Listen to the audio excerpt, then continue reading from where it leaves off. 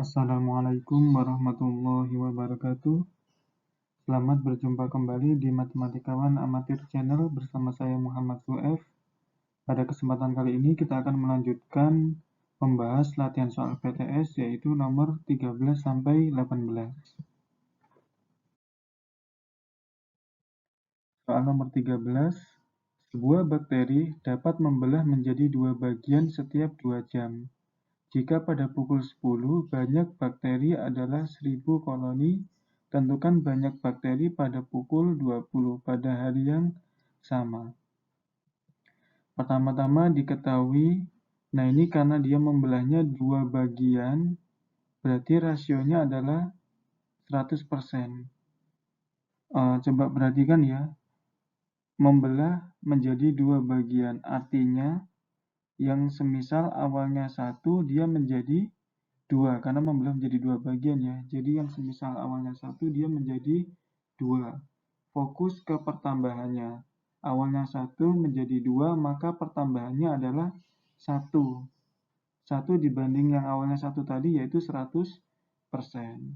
Maka sekali lagi kalau membelah menjadi dua bagian maka R-nya 100%.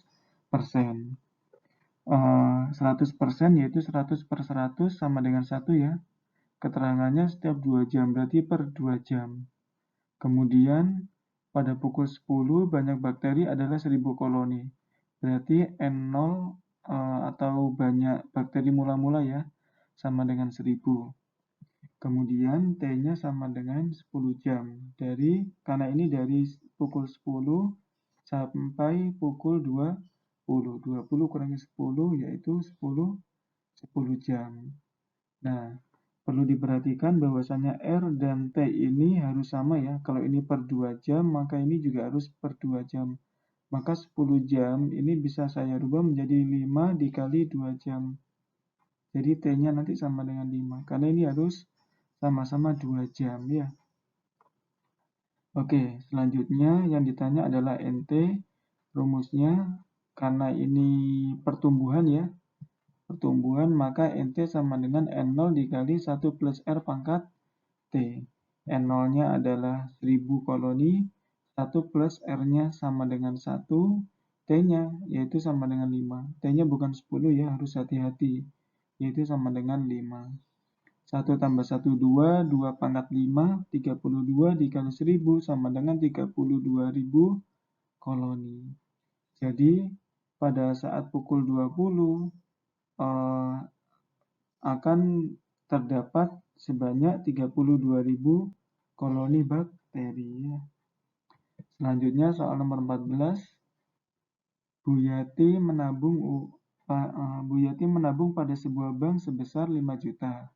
Bank tersebut memberikan suku bunga majemuk sebesar 12% per tahun. Tentukan besar tabungan pada tahun kelima. Pertama-tama diketahui M0 atau modal awal ya, yaitu 5 juta. Kemudian suku bunganya 12% per tahun, berarti I sama dengan 12%. 12 dibagi 100, 0,12 per tahun ya. Tentukan besar tabungannya pada tahun kelima, berarti T-nya sama dengan 5 tahun.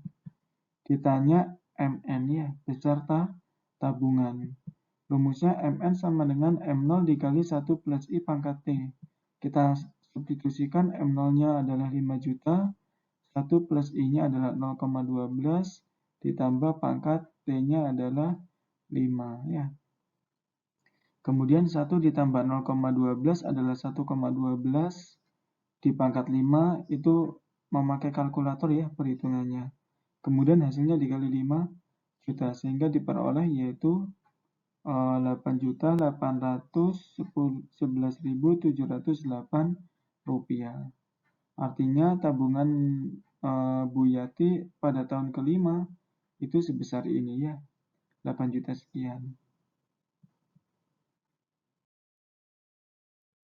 Selanjutnya soal nomor 15. Hasil penjumlahan dari deret tak hingga yaitu 12 ditambah 4 ditambah 4 per 3 ditambah sampai seterusnya adalah, ini deret tak hingga itu maksudnya ini 12 ditambah 4 ditambah 4 per 3 ditambah selanjutnya adalah 4 per 9 ditambah 4 per 2, 7, sampai seterusnya tidak akan pernah berhenti. Itu dijumlah semuanya.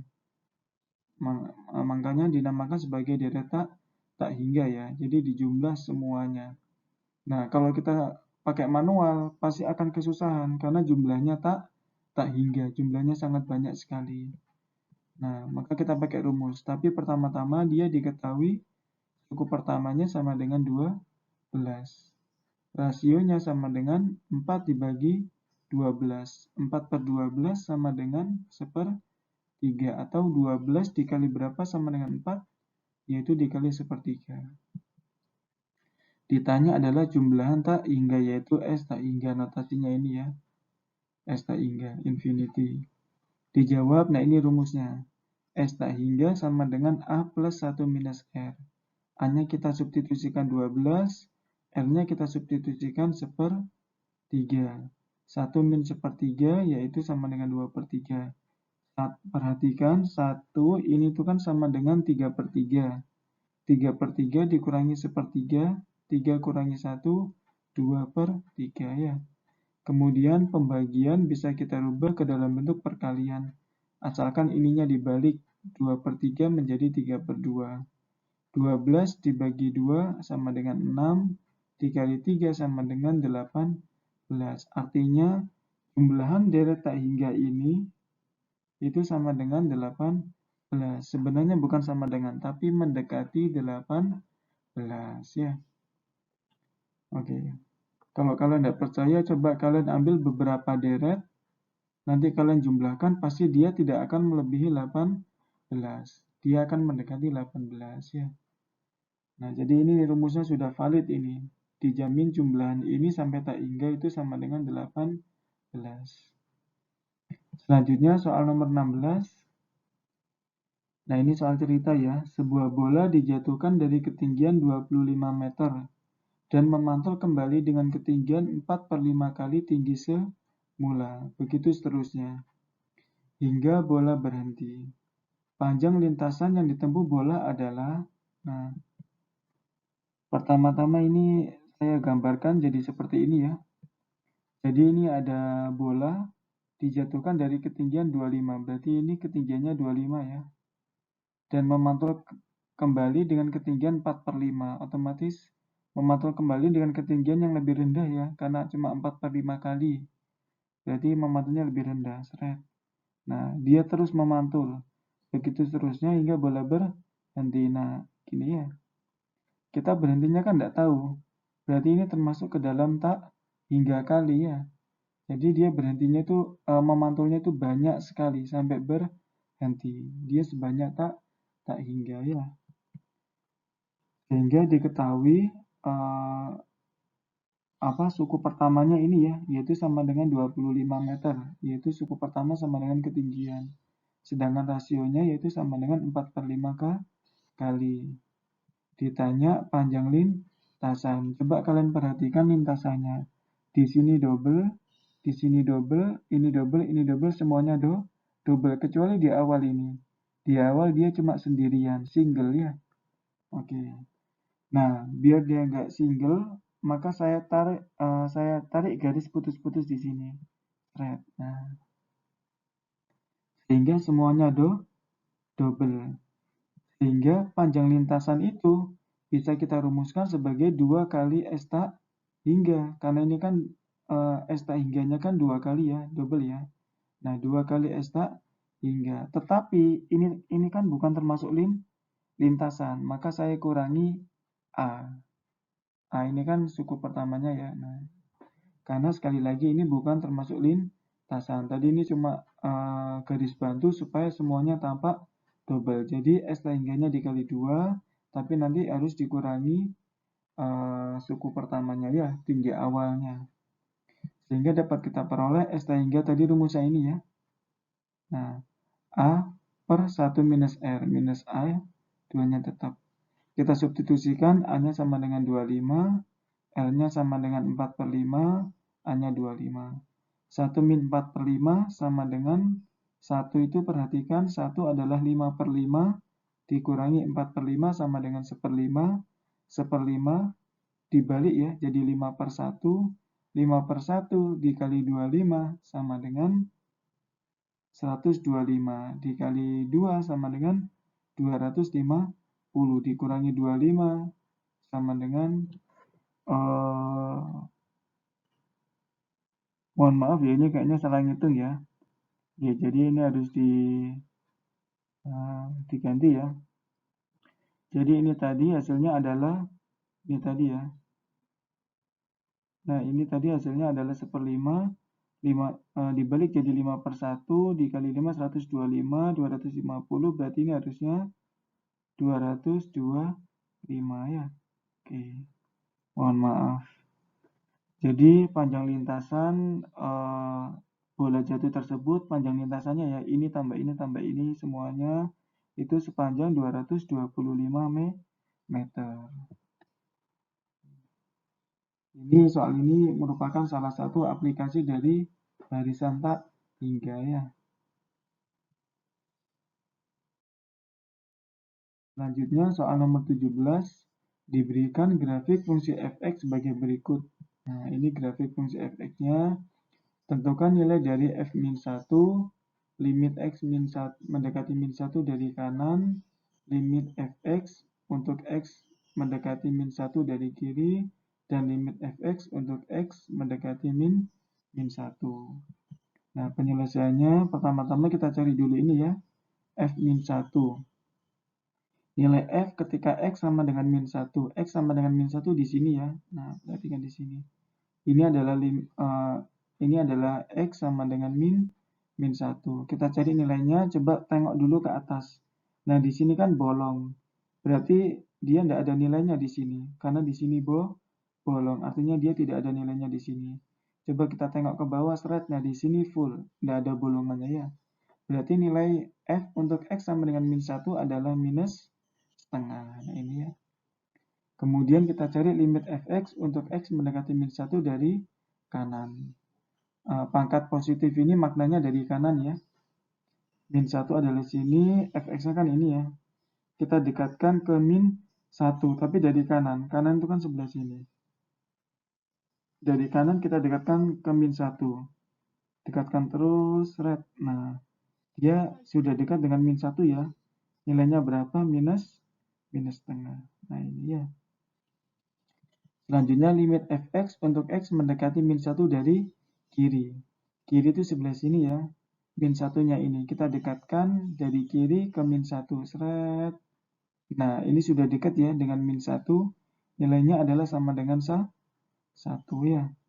Oke. Nilainya mendekati 1. Kemudian kita cari ini ya.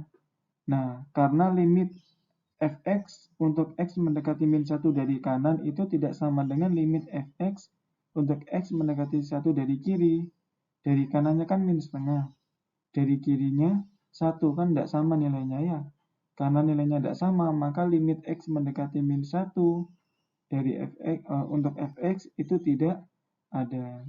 Sekali lagi, kalau dari kanan sama kirinya itu nilainya berbeda, maka limit fx, x mendekati min 1-nya tidak ada ya. Kemudian lanjut soal nomor 18. Diberikan grafik fungsi fx sebagai berikut. Ini ya. Tentukan nilai dari f3, limit fx untuk x mendekati 3 dari kanan, limit fx untuk x mendekati 3 dari kiri, dan limit fx untuk x mendekati 3. Penyelesaiannya, nah untuk f x sama dengan 3 ini tidak ada ya, karena x sama dengan 3 kan di sini. Nah, kita tengok atas bawahnya. Nah, tidak ada ini, karena di sini kan juga bolong ya. Kalau di sini bolong berarti tidak ada nih nilainya, tidak ada ya. Tapi kalau di sini tadi, yang sini bolong tapi di bawahnya masih ada full di sini ya. Masih ada titiknya, yaitu sama dengan minus setengah. Tapi kalau di sini, baik di atas maupun di bawah dia tidak ada ya. Dia loss, jadi dia kayak bolong gitu ya. Jadi untuk f sama dengan 3 tidak ada nilainya ya. Kemudian limit fx untuk x mendekati 3 dari kanan ya. Nah, dari kanan itu kan sebelah sini ya. Nah, x sama dengan 3 itu yang sebelah sini ya. Dari kanan kita dekatkan menuju x sama dengan 3. Seret. sampai dekat ke X sama dengan 3. Nah, sudah dekat ya. Nilainya berapa? Yaitu sama dengan 1 ya. Nah, ini. Sehingga kita peroleh limit fx untuk x mendekati 3 dari kanan itu sama dengan 1. Kalau dari kiri gimana?